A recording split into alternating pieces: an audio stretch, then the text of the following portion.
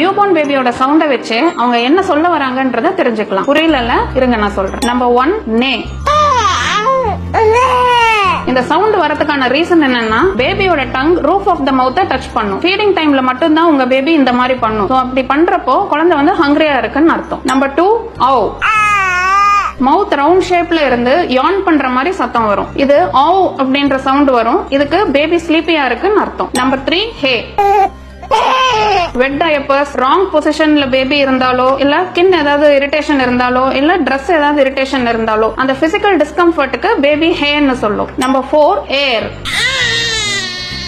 Lower அப்டமன்ல case இருந்தா baby டிஸ்கம்ஃபர்ட்டா feel பண்ணும். அதுக்கு பேபி ஏர்னு ரொம்ப ஸ்ட்ரெயின் பண்ணி சொல்லும். நம்பர் 5 ஏ.